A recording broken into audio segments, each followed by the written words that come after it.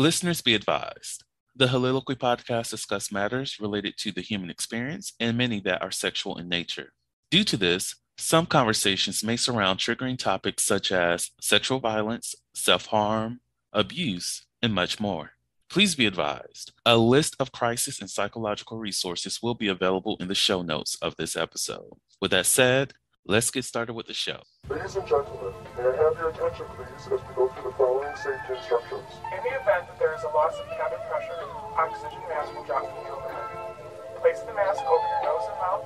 Breathe normally as oxygen is flowing even if the mask is not extended. Be sure to adjust your own mask before helping others.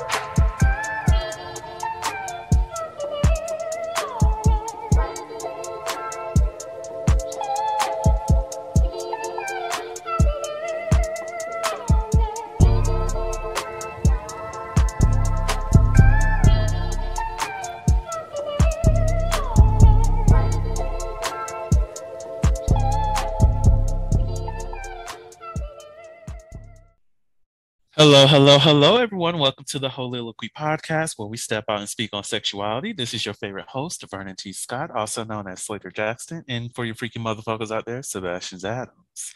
On today's episode, we're aging a little bit. We're talking about age ranges. We're talking about, hey, is it okay for this 55-year-old to be dating this 30-year-old? We're going to be talking about a lot of different things, opening our perspectives, just have an honest conversation. And joining me for this topic is Tyrell. How are you doing today? I am doing great. I am so glad to be back. Season 3, of course, we are 3 times as better. And as we age like wine, baby. Bitch, yes. Let these motherfuckers know. Yes, I like that. So, all right, y'all. Just so y'all know the general rule, we do 2 episodes where, the guests introduce themselves. After that, if you don't know who they are, that's your problem. That's your fault. Because, look, Tyrell's been here for 3 whole seasons. If y'all don't know who he is, that's your fault. I'm not gaslighting. I'm just telling you the truth. You need to go back and listen to some things. Listen to the old episodes. Catch up too. Look, you can probably start at episode 1 if you want to. If you want to be a trill motherfucker, you want to be a real nigga or some shit like that. I don't care whatever you do. Join the Patreon if you really trying to be a real nigga, okay? But you don't have to come on. I'm not going to ask him to introduce himself again. So, for the last time, Tyrell, who the fuck are you? Hello, everybody. I am Tyrell. I am born and raised here in Atlanta, Georgia. I am currently a doctoral student. If you, like Vernon has said, if you've been following since season 1, you know that I've been on this doctoral journey for quite a minute.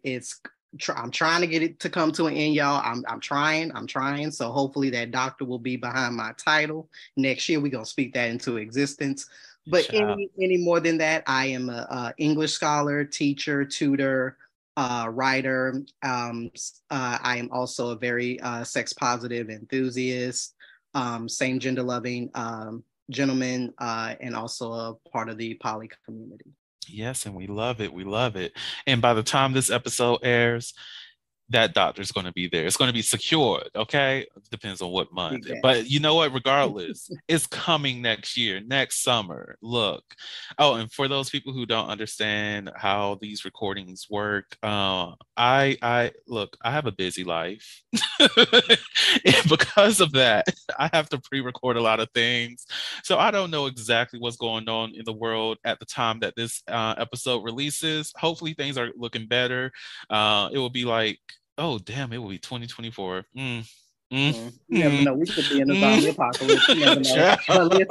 But look, we in a zombie apocalypse, but make sure you listen to the podcast while you're trying to get your zombie plan together. Listen, while they outside trying to kill your ass, you better be listening to this shit. Just think about that. Other people out here, pow, shooting zombies and shit. You over here listening about sex. Yeah. You got them? Yeah. Oh, well, I'll fill you in what's going on the podcast when y'all get done. Just kill them all. We got Maybe the you. reason why the zombies want to kill everybody because they ain't having no sex. Like we could be educated. Look. See, the only reason why they became zombies is because they wasn't listening to the Holy Liquid podcast like they knew they were supposed to be Exactly. doing. They didn't get the knowledge that they needed. We up here saving the whole freaking world. Look, listen, and is. Mm. Take that. I cannot. And we ain't even having nothing to drink, y'all. That's the sad part. Right. Oh my gosh, that's the one thing I love about Hovember. I'm going to be litty this year. I'm still not doing any weed, but I'm going to be litty this year for Hovember. I think there was only one episode I will actually consider myself as being drunk in from 2021. Yeah, I was gone. I think it was the episode where we were talking about P Valley. Oh yeah, I was Oh lit. yeah. Bitch, I was Yeah. lit. That was a good day. That was a Listen, good we were just conversation too. immersed in the show, like so we had to be lit. Exactly. Oh God. Mm. Okay, I need to stop. Okay, we're not in that moment. I'm sober. I've been drinking water. It's hot. It's summer. We're here. Okay, so I just had to recenter myself. We're talking about age ranges, right? So one of the things that we were talking about in the intake meeting was that there's a disconnect between younger and older men. And I believe it was in the context of like how there's the generational divide because there's no um, like when you think about the AIDS crisis and whatnot, and how a lot of the older generation died off, and they that meant that so many queer people just didn't have any actual guidance.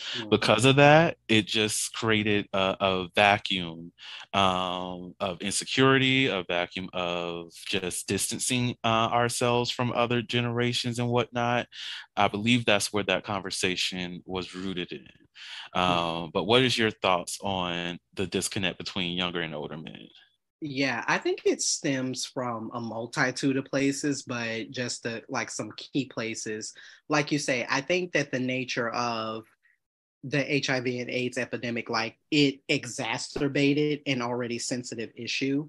So like a lot of older queer men, they I'm not gonna use the word it's not even the nature of the word jealousy, but it is to say like an admiration for Mhm. younger men because of the fact that we now live in a time where it's not necessarily easy, but it's a little bit more socially acceptable to be out and be out and proud and things like that. So just like if you would think about any other kind of like age range, kind of like structure where it's like the things that you enjoy, like say for instance, like being in your 50s and your 60s may be a little bit different than when you were in your 20s and your 30s. Mhm. So thinking about where you are in life as opposed to somebody who's younger or even vice versa to somebody who's older, it just creates this mindset of a disconnect. And particularly for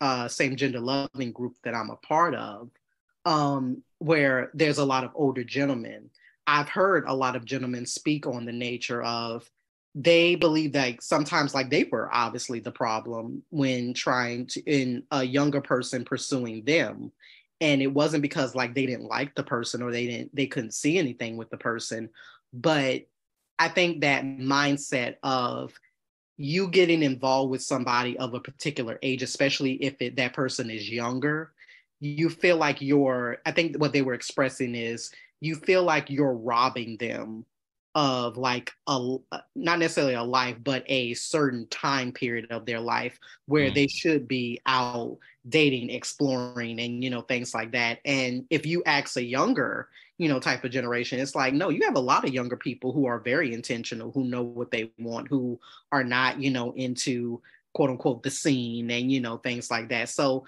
again, I think it's just a lot of times miscommunication. It's a lot of times fear, Mhm. because it's like if I'm in my 20s and my 30s, but yet I'm involved with someone who's in like their 50s. It's like, okay, well, this person is old enough to be my father. And so it's kind of like, okay, is that going to make like potentially introducing them to my family or to my friends, awkward, and, just bringing up all these sorts of things that, may or may not, come up. But yeah, definitely, I think that for the native speaking specifically for the queer community, I think because a lot of things, and it's not to say that, obviously older men, like they weren't having their fun, like in their youth and, things like that. But I do think that a lot of times having that fun came with a little bit more secrecy than now living today. And so that kind of disconnect and fear of how out do you actually want to be. Yeah, like I think about the perception of it all because I understand that fear because looking on the outside, there's so many different narratives that a person will have prescribed onto them. That's not even the facts of the case. Like I know for myself, I've definitely pursued older men in the past because I just found them attractive, and it wasn't one of those creepy situations. We've communicated and all this other stuff, and it was just fine and dandy. But not to say I wasn't interested in a relationship with them or anything like that, but my pursuit was for a particular reason. It was communicated of what that pursuit and the intentions were behind that. And I think we've become accustomed to a narrative that's not always rooted in the reality of the situation, which hurts those kinds of relationships between those people who have a significant age gap between each other. Like I've seen online where people are talking about, oh, you can't be 36 and trying to date a 23-year-old, blah blah blah blah blah. But I'm like, this is a person who's both parties are relatively young and they are mutually communicating with each other. Like for me, looking on the outside, so long as there's no manipulation involved, I don't give a damn what's going on within the relationship. Like I understand that aspect of robbing somebody of their youth and them not being able to explore all these other things, but there's a way to provide freedom to a person to do whatever the hell they want to do and have security in your relationship too. Exactly. And just to give a little bit of context for listeners who are trying or again wondering, well, what does the nature of HIV and AIDS, have to, do with that or stem from that?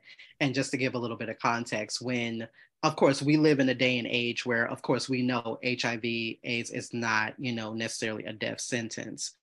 And so but of course, as we know, as the HIV and AIDS epidemic was very prevalent in its beginning, there were, the nature before we had a lot of, medication that we have now and things like that. The reason why, particularly a lot of queer men of color, why we have such very drastic implications based on the nature of age, what age is because typically when the HIV and AIDS epidemic was at its height, a lot of men did not live to see past the age of 30 years old. Mm. And so with the nature of so many men dying young, it is to say that a lot of older same gender loving men who are now in their like 50s, their 60s, and so on, it's kind of like trying to reconceptualize your mind with the nature of, oh my God, like I made it. I made it through, a very, horrible, kind of ordeal. And even for men who are living currently, with HIV, who are HIV positive, it is one of those things like you just have a very different lease on life. And so you tend to look at age a bit differently. So it's not just even the nature of just like, oh, like you're 53, that person is 32, but it is to say that that mindset, if you come from a era and a time where it's like, yeah, a lot of my, queer friends were dying before we even reached the age of 30, is something that, you can't take away from. And that's just a part of a lot of SGL men's experiences. The Holiloquy podcast focuses on the variability of sexual expression. When it comes to sexual expression, we often depend on pornography to illustrate how one must perform sexually. For those who have not learned this by now, the stuff you see in porn is not real. Pornography provides a singular perspective of sexual expression that is not often the reality we see during our own sexual encounters. The Holiloquy podcast is a conversation that takes you outside of the compressed box of what many know about sex. Some of the topics we discuss includes kinks, condom usage, status disclosure, and past sexual experiences. The Holiloquy podcast steps out on sexual norms and recognizes that the norm is not the only normal. Subscribe today and join the conversation. Of my queer friends were dying before we even reached the age of 30. It's something that you can't take away from, and that's just a part of a lot of SGL men's experiences. Even though it's not to that extent, I wonder if many of us who are going through all this shit that is this pandemic that's still ongoing, and here it is in 2023. Let's not lie about that. It's still going. But like, I wonder once we're officially on the other side of it all, if many of us will have that same mindset because of the numbers of people that have been lost, not necessarily just because of COVID, but because of everything that we've experienced within this time frame, which includes the police brutality, the many mass shootings that have occurred, be it at the grocery store, fucking elementary schools, high school, colleges, malls, just randomly on the street at a parade, all these places, all the mass exposures, like the wars, all these things. I wonder if many of us will be in that mindset of having that renewed appreciation for life, knowing that we're on the other side. That's a really interesting concept. I think in a lot of ways, I think you're right. It kind of will, just because I think like anything that happens, it always informs like the next generation, of course. And yeah, I just think when it even comes to like the whole like dating and age, like I've always, personally just speaking for myself, I've always been attracted to like older men, just because I've always been associated with being more, I guess you would say, like more mature for my age, like that, like maturity is supposed to come at, some sort of age, which is, convoluted in itself. But I tend to have always had an older spirit about me. So I've typically like always been attracted to older men. Not that I don't find men, men of my age to be attractive, of course, but I've just always, I've always been enamored by the nature of just older men, older spirit and things like that. But yeah, I think that the age range, and I think it's also exacerbated about, I know that people have this thing about age where it's like, I don't mind an age range, but I don't want to date so far of my age where it's like, okay, you're old enough to be my father, or like you're old enough to be my son, or something like that. So I know that in talking to people, they have their own like philosophies about age. Like if you're like 38, because of the fact that you're, almost, in your 40s, you may not want to date anybody that is like 30 and under. So you still want to, be in that same kind of age, kind of, not gap, but, kind of closing in on that age gap. Yeah, I'm a kind of like, I know for myself, I have my own personal dating range, which is pretty much plus or minus 5 years. Okay. So, like for the youngest, probably 24 on up. And then for the oldest that I may go in terms of dating, 36, 37, or maybe 40. I might be over to a 40-year-old. They got that salt and pepper, they got that salt and pepper thing going on, Bitch. Look, when I tell you that's the one thing I'm looking forward to for myself, as soon as I start seeing these gray hairs, I'm like, bitch, you better go ahead and gray all the way fuck out because I am going to color the fuck out of my hair. I am. Y'all just be like, Vernon, you are too old to be having these colors. Bitch says who? Because they're in. Yes. Like, and I'm talking even just, not even from a queer perspective, but, because I do watch, I don't watch a lot of reality television, but the reality TV I do watch is a lot of times centered in like dating shows and, things like that. I'm like, our women out here, they are hot and bothered for these salt and pepper bits. Look, I've seen a lot of sex, salt and pepper in my day. Mm, So, Child. you better get it. Anyways, as I reminisce on my hoeing, uh, but yeah, I do have my age range when it comes for dating. I also have like, okay, the age range for like hookups is pretty much like 21 plus. Like, if we can grab a drink together, have great conversations, we can fuck. like, like essentially that's where it's at.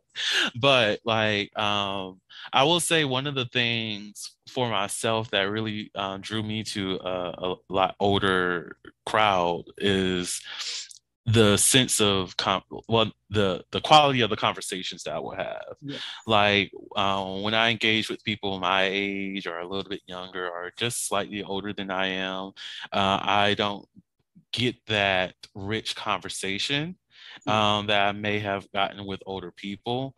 And I hate that for myself. I hate that for the generation that I'm in because it should not be this hard to communicate with people within your age group. It doesn't make sense why it would be this tough, but I also have to attribute that to what we've been raised in, which is that instant gratification or just the having the 140 characters to make a statement, all that mess. It has hindered our ability to effectively communicate with each other. But at the same time, can we do a little bit better on that? But I will say that's the one thing that I appreciated most by engaging with people of an older generation. Right. No, I definitely agree because a lot of times when I am speaking to gentlemen that are older, it's always one of those aspects. Oh, like we are either talking on the phone or we're video chatting or, because that's much more my preferred method of communication. Mm-hmm. And like you say, it's kind of like, I think because we live in such a social media age where we're having to type so many characters or, we're having these kind of short, conversations. A lot of times, I know speaking just personally for me, it's a lot of times like fleeting conversations. Like I don't mind starting out, with texting, of course, because, we're just getting to know each other. But at some point, I am not going to just be wanting to be on the app or, wherever. Like, hey, let's talk on the phone. Let's video chat. Let's see about, whatever it is. And it doesn't necessarily even have to be something romantic, but even just like something platonic. Like, I don't just want to sit here and text with you all, all the time. And lo and behold, getting into, you can't even call them conversations. They're more like one message text with the, what you doing? Or, just... I'm like, as my eye, for people who cannot see me, my eyes are clearly in the air. Like, I can't. I can't do. It's like I can't deal with this. So I do find the nature of most of the time when I am talking to older men, it is much more of a much more reciprocal energy, as I would say, conversation. Now, I have also had conversations with some older men that are kind of creepy. Yeah, yes. So yeah, let's not dismiss There that. are those out there. There are those out there. Yeah, and I'm like, yeah, this is like kind of like not right. So I don't like this energy that you're putting yeah, off. and I think also too, like I say, also everything is also about intention as well. I think because like just say for instance, like one of my dating reality shows I was watching just the other night, there was this gentleman who, like, this lady, she's like, trying to find, the one or whatever. And she had this suitor who was like, maybe I would want to say like 8 to 10 years older than her. And so she was like, oh, well, like I've never dated, someone of, like that much older than I am.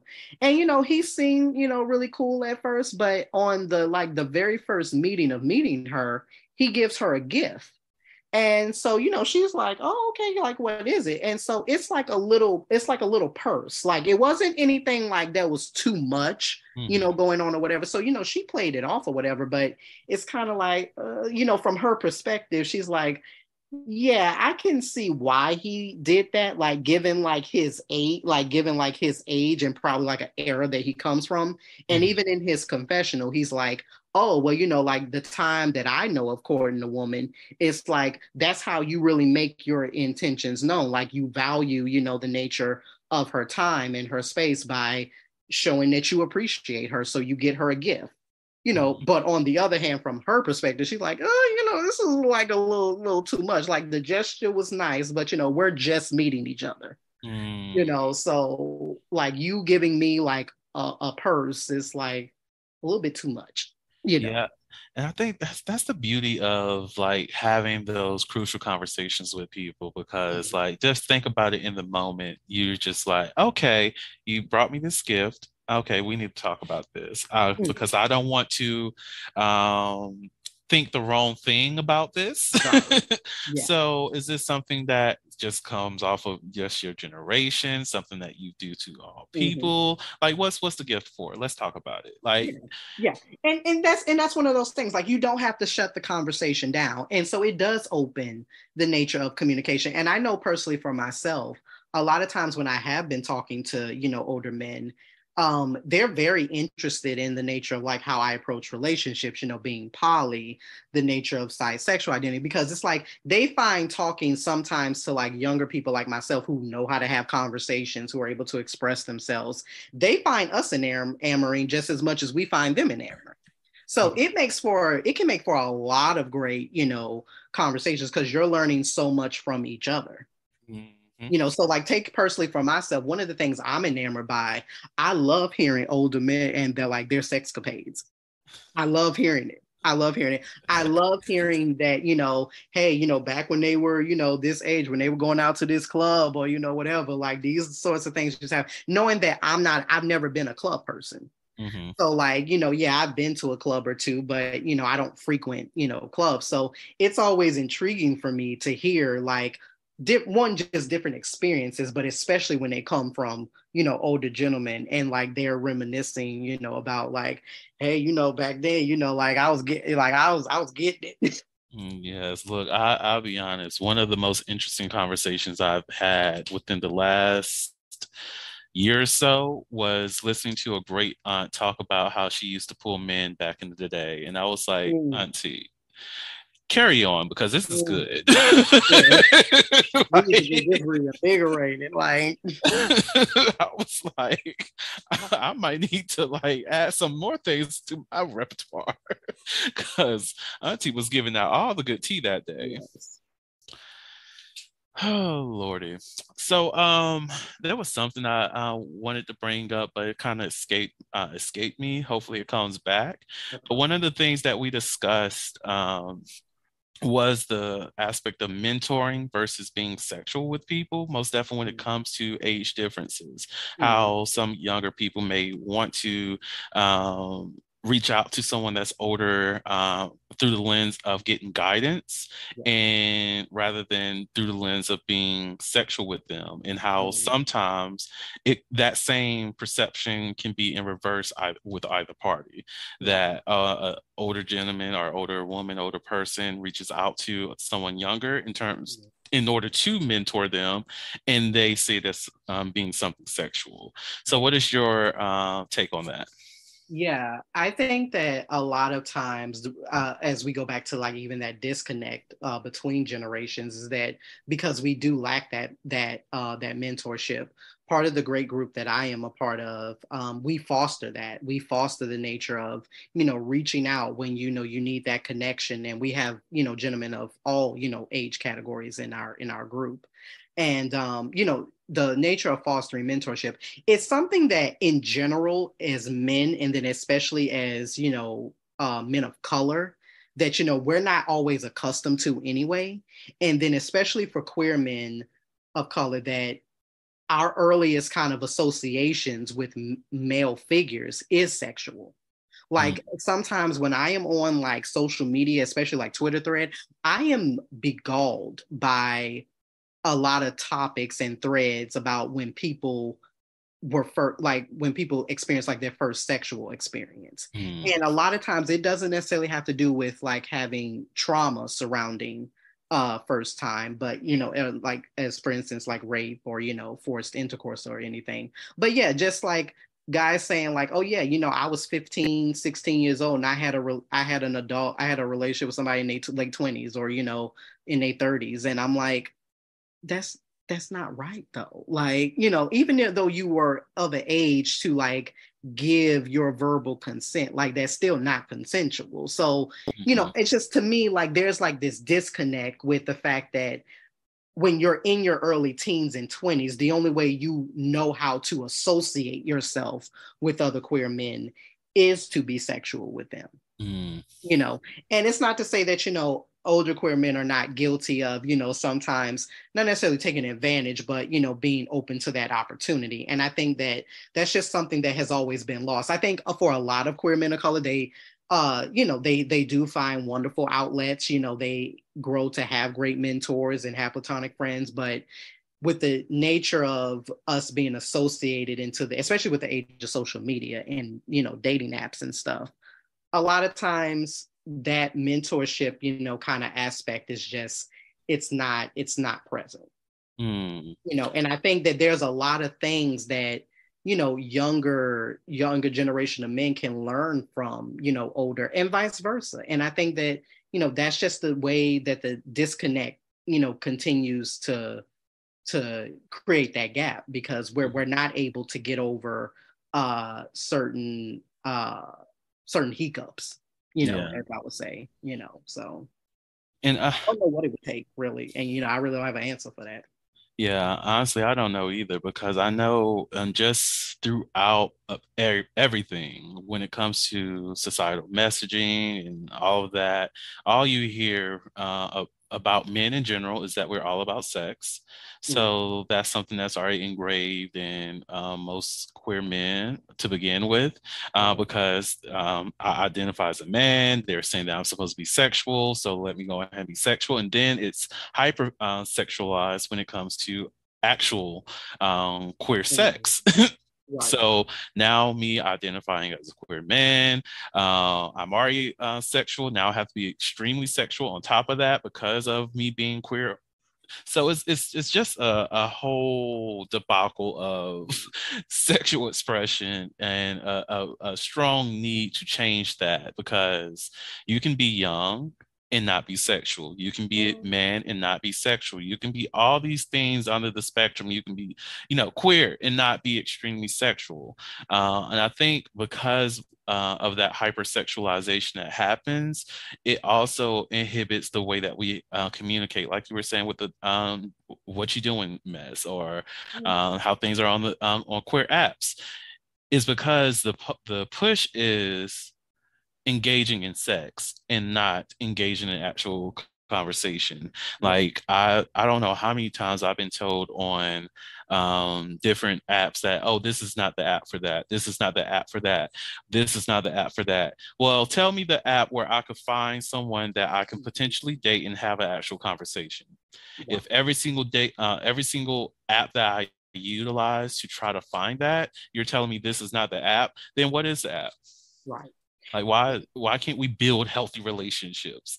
Exactly. And then I also think too, it's also about safety as well. I think that, in order for, I think both, younger and older generations to build those relationships, there has to be a safe, a safety that you feel with those you do it with, because, you don't like, a lot of times when I'm talking to, particular older gentlemen, they may start out with statements like, oh, I hope I'm not, like sharing too much, or, I hope Mm, you don't judge me for this. And I'm like, no, I ain't got no, I don't judge. I don't have no room to judge, but mm, whatever. But it's always, kind of starting off from like an apologetic standpoint instead mm, of just saying like, hey, this is what it is, blah, blah, blah, blah, blah, blah. And I think that, fostering that safety, to know that, hey, me as a younger person, as I'm trying to figure, things out, if I get drunk one night, and I need to call somebody, are you that person I can call that I can trust that would take care of me and wouldn't take advantage of me, mm. you know? You know, So, yeah. and when you said safety, it brought me to a space of safe spaces. And um I hate this for a lot of us, but I've learned over the years that it's hard to create a safe space for somebody who doesn't know what safety looks like or Yeah. feels like. Yeah. And even whenever I have conversations with other people and try to, provide that understanding space for them, I've found it being more of a hassle to communicate with them because they don't recognize what's going on, or of saying like if there's a disagreement about something, it's like, hey, I understand that that's how you feel, then that it's to, like, let's say if it's a specific sex act, I'm like, oh, well, that just sounds like we might not be a good match together, and that's okay. And then next thing you know, I'm getting called out of my name, and it's just like, whoa, where are we coming from? Let's not do that. Yeah. This is just, conversation. This is just acknowledging what's the reality here. It's just Right. not a good match, or having the ability to just say, no, I'm just not interested, and having that respected. It's Yeah. just, yeah. And then, not to shade, and this is definitely not to shade older gentlemen, but there is also the classic case, just like in any other, type of circumstances where it's like, okay, you kind of a little bit of age to be doing, the same things that you were doing 20 years, like 20, 30 years ago, where it's like, okay, can we, mature, a little bit. So what I'm specifically referring to is like I say, for a lot of, especially same gender loving queer men, because of the fact of, not having that expectation to live past 30, Mm-hmm. during the nature of HIV and AIDS, it makes it so that a lot of queer men of color like to hold on to not necessarily just their youth, but preserving a lot of things that they still do, to this day in their youth. So Mm-hmm. like the whole nature of, there is nothing wrong with like going to the club, one turn up, things like that. But it gets to the point, just like with anything, if you are in a club like 5 out of like the 7 days out the week, like You sit down something's and wrong. talk. Like something's wrong. Like that's you doing a little bit too much. No, I You know? agree. I've seen people, and this is outside. Well, technically, the person I'm thinking of right now is within the queer community, but I've seen it outside of that person too. But I've seen it, seen so many people who are so ready, like always available to drink a lot, Mhm. party all the time, stay up late, and just go crazy with the alcohol and shit. And I'm like, but you're 50. Your body is not able to do that anymore. Like, Yes.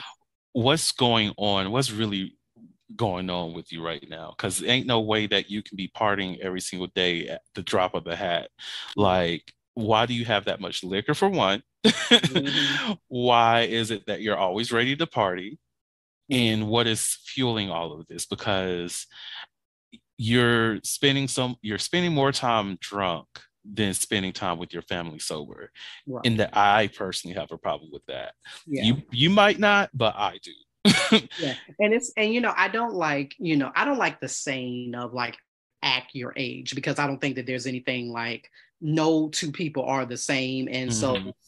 50 on one person is going to look differently than 50 on another person. Hmm. So, I think for a lot of, especially queer people, is that you think that, okay, I'm pushing this age or I'm pushing that age. So, you want to try to recapture or, hang on to as much of youth as you can. And then some people are just very vibrant, like there's that saying, like, you're only as old as you feel, True, and that's a true. very true statement. But I also think that statement comes with a caveat. It's okay, if you are 55 and like, hey, I may be 55, but like physically, I feel like I'm in my like early 30s, like I still, Yes. I got it. There's a difference between that and, like we're mentioning, you continuing to do something, an activity or something that's a pattern of behavior that is like unbecoming of you.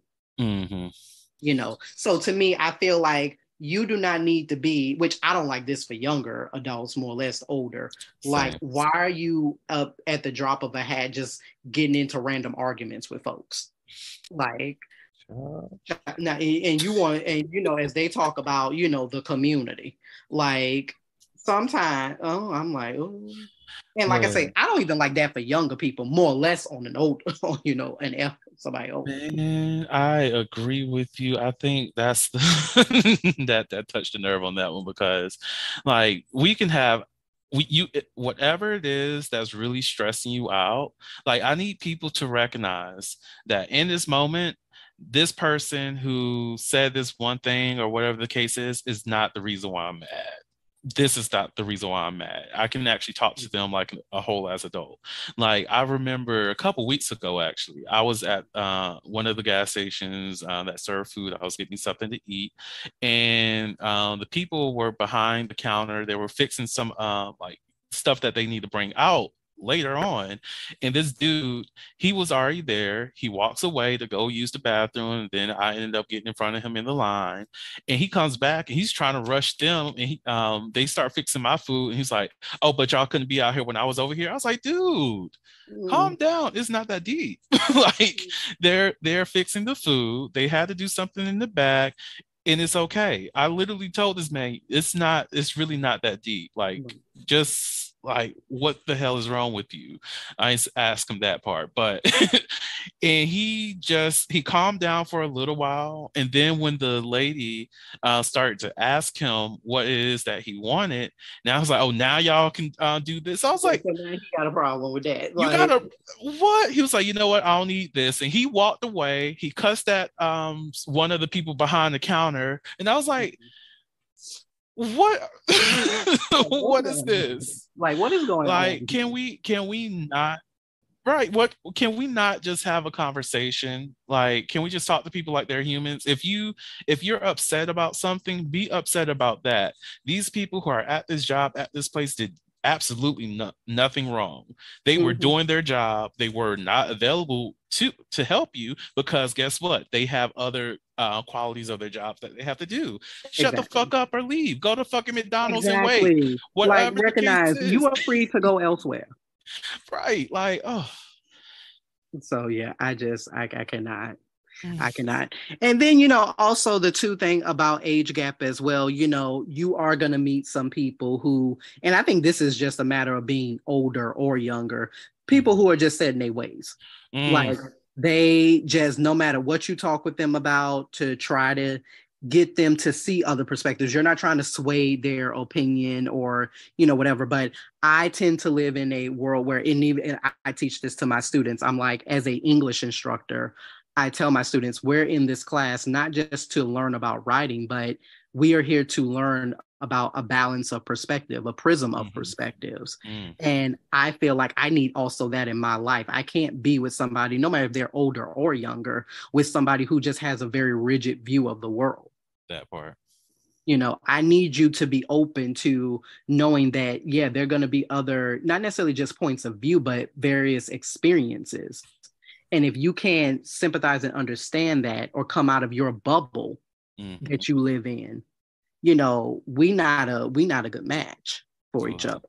One things I've learned over the years is maturity has no age, perspective, lack of perspective has no age, ignorance has no age, lack of education has no age.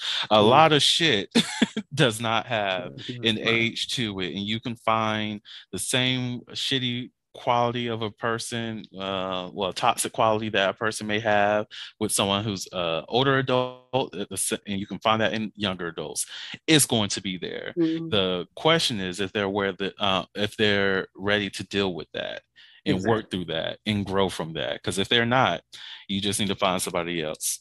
Exactly. Now, something that is interesting that I've noticed a lot, and like I say, I watch a lot of dating, reality shows and things like that. One of the common things that I'm noticing in like heterosexual, kind of dynamics is women are being a lot more, women in particular, being a lot more forthcoming when it comes to getting to know guys Ooh, who yes. are within a particular certain age range and whether or not they want children or not.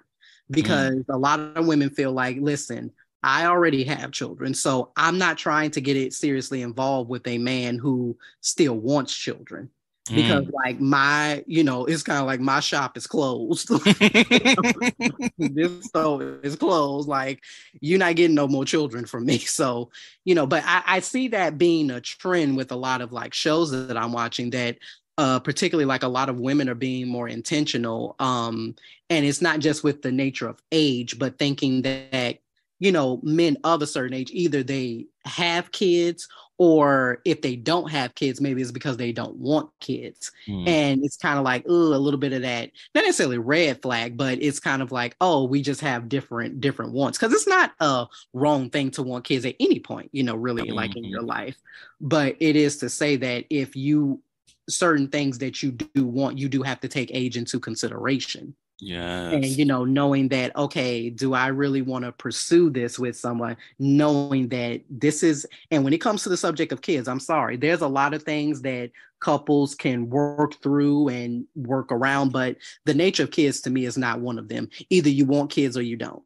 Now, That. I think the nature of how you have kids can always be an open conversation, which I think a lot of Mhm. men need to seriously sit down and open themselves up to, because I think a lot of men get into this notion of, oh, like when I want a child, they only think about having a biological child. And Mhm. it's like, well, what if your partner is unable to have children? Or, Mhm. like there is medical complications based on family history about the reason why your partner can't have children. So I think that men need to do a better job at that. But in general, in speaking, children is one of them deal breaker conversations. Mm. Either you want them or you don't, you know. Yeah. And yeah, that is something that people do need to be more intentional about discussing. And I also agree that a lot more men do need to open their perspective on what that looks like of having kids and getting to that point where the kids are here. And when you were talking, I was thinking about, have you ever seen the show on Netflix, I've heard Young, of it. Famous, and African? I've heard of it. Mhm. So on there, season two, which is good. I love the show. Definitely recommend for anybody who has not seen it. But one of the men on there, I forgot his name, but he's new to the show. He came in season two, but he mentioned how for his 30th birthday he wanted to have a kid, or he wanted to have a kid by a certain age, and Mhm. in doing so, when he meets women, that's one of the things that he let them know. Mhm. And I love that he does have that conversation with them, but he also is willing to find a surrogate in order for him to have that child, which was Mhm. something that what I didn't even think about. And that was like, okay, I like this. He knows Mhm. what he wants. He knows that he wants to be a parent. And there's some trauma that's going on related to why he wants the kid. You have to watch the show to understand what that trauma is, people, because I'm not giving that to you. No, Watch the but what you're show. saying is like he has a But plan though for his life, regardless if mhm, a partner is with him or not. So exactly. yeah, And this is so that he can have his biological child, and right, that's right. something that people may want, most definitely men might want to think about. If you have a partner who is unable to have a child, and you want to have a biological child that comes from your sperm and all of that, are you willing to go that surrogacy route? Mm, And also, you have to look and see how much that costs and what kind of commitment that takes. So right. like that really kind of blew my mind just hearing about his approach to having children, because I didn't even think about that. Of course, in the mindset of me and a future partner, I've thought about that, but I didn't ever think about it in the lens of someone who may be in a heterosexual relationship or heterosexual presenting relationship. Right. So, Yeah, and that's just one of those aspects where it's like, okay, your wants, like are really like to the forefront. Like if you want and you desire a child, then that's one of, like you said, that's one of those conversations that has to be upfront. And as we're talking about age, it's like, yeah, because no matter how represent to the world, we all got that, I think like that biological, that ticking, that clock that is ticking. mm-hmm. And, it's one of those things that, sometimes, and a lot of times it's kind of like you're wanting more of the child than you want the relationship. So, so it's like, I want the child. I could either do with or without you, kind of, scenario. But yeah, it's very interesting though, as I'm seeing like this trend and this pattern. And usually it's coming from women who I typically see are like in like their like mid to late 30s. A lot of women, are just, I'm just so proud of women, how women are being, more forthcoming with the things that they want and the things that they don't want. So that's kind of one of those things. Like I say, it's not a red flag. It's not a, red flag at all that, you want children, but it is to say, like, thinking about reality wise, listen, I am 37 years old. Like I already have, two children, and especially if you have children that are older, it's like I ain't trying to start that process over again. Look, like no, like this is close, and a lot of times women will say that's one of the reasons why they prefer to date men who also have their own children. So because there's a good chance that that man may not be wanting any more children as well. And, as long as, you have a semi, decent relationship or a working relationship with whoever the baby's other parent is, or, whatever, we can, work through that. But, just that whole, thinking about as you get to certain places in age, how certain things become more or less important to you. So yeah, that, and, and not just with the subject of kids, a lot of times what discourages, I think, older men from being with younger men is because, typically when you've gotten to a certain age point, you are a bit more stable, with the nature of your life. And that's not to say that young people are not stable, but, you may have this mentality that no, like that's the reason why I don't deal with, people of a certain younger age is because, listen, I've lived, that part of my life in my 20s or my early 30s and things like that. So it's like, I need somebody who's like out of that stage of life,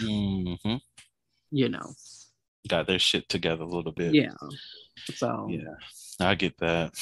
Well, the last topic before we go into the never have I ever, just I guess let's try to make this a quick one. But it's, well, we kind of touched base on it a little bit earlier, and that's just a concept that the differences in age ranges is not always rooted in pedophilia, because I've seen people stigmatize differences in age towards that, saying that, oh, this person is after young people, they're a pedophile, all this other stuff. And it's like, you don't even know if these people knew each other before they started dating. So how can you like, associate those two things? But you have two adults who, societal adults who are engaging with each other, and they like each other, and they are in a relationship. And I think that stigma related to that kind of connection is what hinders the healthiness of those types of relationships where there is an age gap between the two partners. Right. Yeah, I definitely do not like the narrative of even just, there's a lot of young people that get put on like the sex offender list because they were like 19, 20 years old and had a relationship with somebody who was like 16, 16 or 17 years old. And it's just because by eyes of the law, of course, you're technically a legal adult at the age of 18. But, it is not to say that, oh, just because, these two people like went out, for like a certain, period of time, being 16 or being 19, that, there was something like all the way inappropriate going on. And what I mean by all the way inappropriate, like there was just no type of consent that was being given, from one end or both ends. So, it's kind of like how we think about like in school, how like when you're in high school, like when you are like 17, 18 years old, like you're technically a senior in high school. So it's like, oh my God, like I would never like go out with a freshman, like who's like 15. And even if, because it's like in the mindset, you feel like I am much more older than that. But in actuality age, you're just like 2 to 3 years older. Yeah. So that it's not really that much of a difference in physical age. And I think that those things become less important to us as we get older, of course. But, because it's like a 3-year age range between 33 and 36 is not, anything to look past. But when you're younger, it is, it kind of is, so yeah, I definitely agree that this whole notion about pedophilia or young people being on the sex offender list and things like that. Yes, of course there are incidents, horrific incidents that of course do happen, but a lot of times I really do be feeling bad for a lot of people who have been in consensual relationships, and just because of the eyes of the law, technically, because you're supposedly an adult at 18, like there's something that magically transforms at 18. Like I really have never understood that. I hatched from my cocoon. Right. I can't fuck with you caterpillars no more. Yeah. It's like, oh, the day I turned 18, it's like, oh my God, like I am man, I am woman. Right. I don't even know anything about life, the truth. But like I agree, because like in those contexts, most definitely with younger people, these people may have been to high school together. These people may have known each other in the neighborhood for most of all of their life. And like these people, let's say family, friends, or what have you, they've known each other 5-year difference, and this person always had a crush on this other person. They're older and what have you, brother's friend, sister's friend, I don't care, whatever that relationship looks like. And they get a little bit older, same high school, like I said, somewhere within that they start talking to each other while this person's back home from college and the relationship forms. I'm sorry, that's not pedophilia. It's really not. And that's the thing, like I can see like having reservations about it, even when, because like I say, I think there's a really big stigma about it when you're younger. Like I say, I don't think that people like you look twice about being 35 and the other person's 40. Like that's really like nothing that people like look at. But there's a difference, obviously, if you are 15 going out with a 20-year-old. Because it's like in the eyes of how we associate society, it's like, no, you're like 15 years old. You're like a freshman, sophomore in high school, and you're involved with somebody who's of like college age, like pushing that, like 21 age, like pushing that 21 age, so, like I say, it's one of those things that's a very slippery slope. Yeah. And like, I personally, I reserve that like terminology for like those people who's like 36 trying to fuck with somebody that's 15, 16, like, fam, what are you doing? Right. Gross. But like when it's young people, I need for us to start to have nuance in how we approach these conversations. Was there coercion involved? What is the dynamics of this relationship? How long have they known each other? Is there any aspect of grooming within this? Like what's going on here before we start to label somebody as such and try to put them on this list of being considered a sex offender? Let's have a conversation. Like it's not hard to do that. And so many people's lives have been ruined all because they happen to be 19 years old and hooked up with somebody that happens to be 17. Yeah. And that's just 2 separate years. Yeah. And that's for states where the age of consent is 18, where you see Yeah. stuff like that very often. And Yeah. it's like, it's ridiculous. Like, Exactly. as soon as they graduate and they hook up, what's the difference? They're Yeah. still going to be 2 years apart.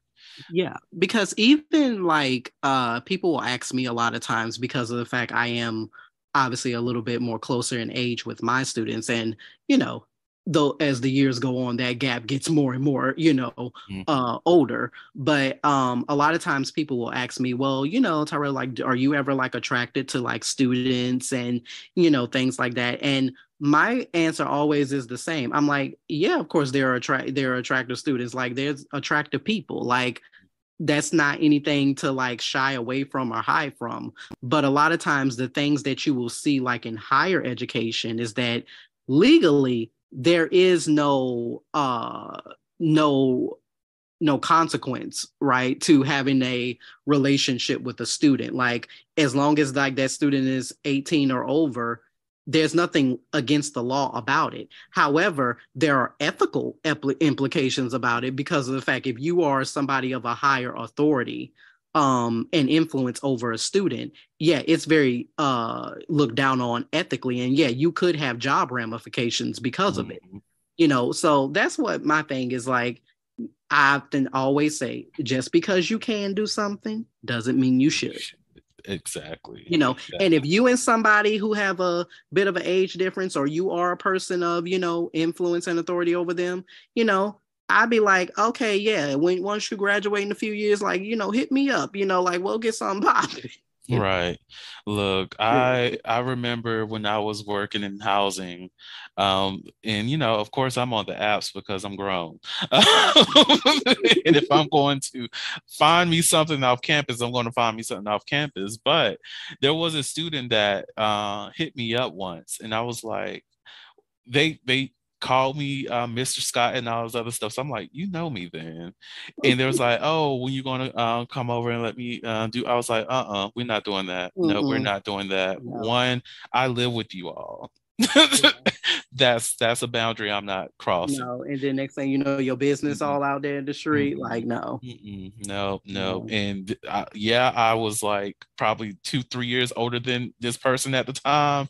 But no, we're not. No. No. You cute. And I feel like that's always too, like that's always karma as well, is because it's kind of like, okay, if I do it once, like it's not gonna hurt or anything like that. But my thing has always been this, like, even though I wouldn't do it now, that's not to say I wouldn't be open to it in the future. Because my thing is like, if something is meant to be, it's gonna be.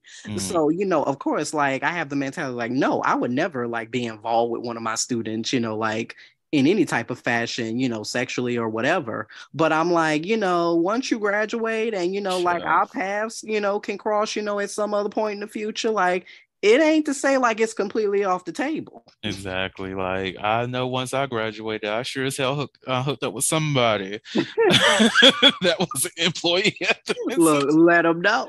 No, not. This is when I like after I graduated from undergrad, and it was somebody who worked at my undergrad institution, and yeah. Ooh, this life. And just to be real on it, there was a 20-year age gap on that one, and life is good. I had a good time. Anyways, so you ready for some Never Have I Ever? Of course. So never have I ever been skinny dipping. I haven't, but I want to. Oh, so I've done that. It was this 2023. Yeah, it was this year, back in March. It was so that cabin trip I went on. So there was a pool and we were all up in there naked. It was a lot of fun. It was a lot of fun.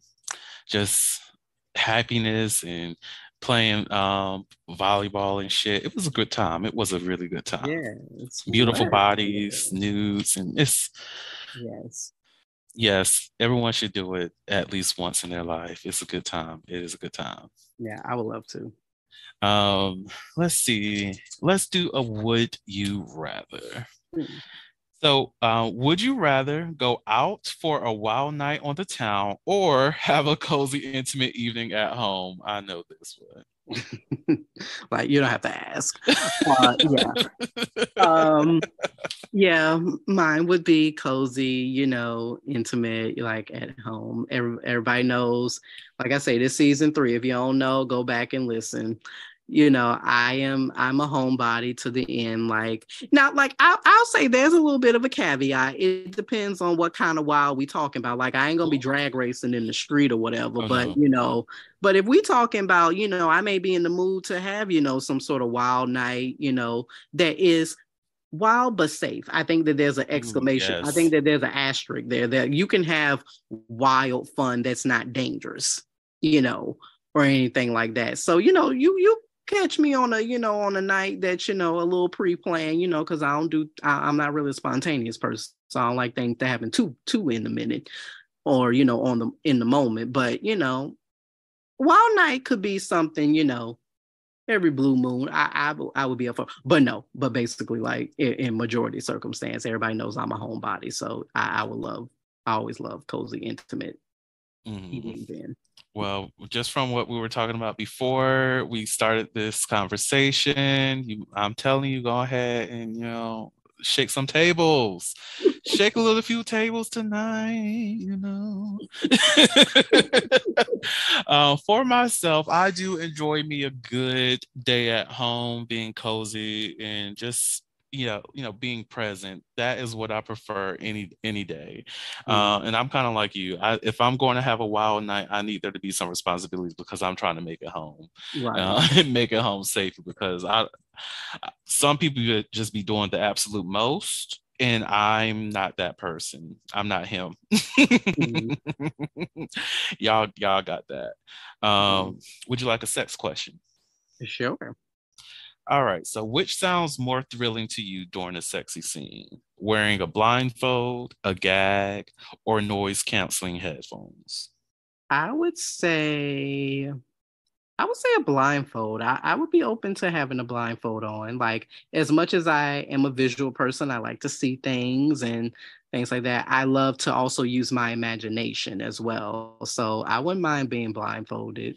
For me, I'm mad that it's not two because I love to say both of them, but I have to say all of them. All of them. Put it all on me at the same time. Do this full sensory deprivation, bitch. I don't need to know what's going on. Most definitely, if I already trust this person that I'm engaging with, bitch, do whatever. Do whatever the fuck you want to me. Oh my God. But if I have to choose one, I will probably do the blindfold as well, just so I don't expect everything that's about to happen. Well, I can't, so I don't see it. I just have to just wait until it actually occurs, and be a little bit more present in that sense.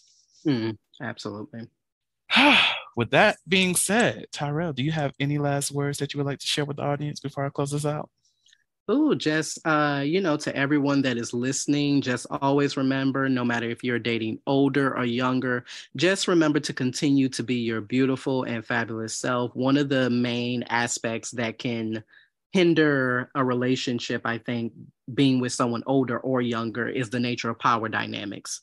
And Mm, power dynamics tend to shift and change depending on what is happening. It could be age, it could be race, it could be economic background, and to just know about the kind of power dynamics you are entering with being involved with someone who is older and younger. And so, just making yourself aware that, those power dynamics are going to exist, and whether or not they are healthy for you or not, you're going to have to determine that on your own. But hopefully, listening to us, you are making wonderful and wise decisions for yourself. yes, yes, yes, yes. And also, always remember to keep consent at the forefront. Yes. So, thank you so much, Tyrell, for coming on to the podcast. Thank you for having me. To the audience out there, thank you all so much for listening to the Holy podcast, where we step out and speak on sexuality. Just in case no one else told you this today, you are beautiful, you are worthy of happiness and joy, you are enough and then some. You may not live up to the expectations of others, but that is okay. You are only required to walk in your own shoes. May each day you live lead you towards abundance. With that said, love you all, and I'll see you next episode. Bye. Thank you for listening to the Holiloquy Podcast, where we step out and speak on sexuality. You can subscribe to the podcast through your favorite podcasting app and find us on the web at www.holiloquy.com. That's www.heauxliloquy.com. Share the podcast with your friends and join the conversation.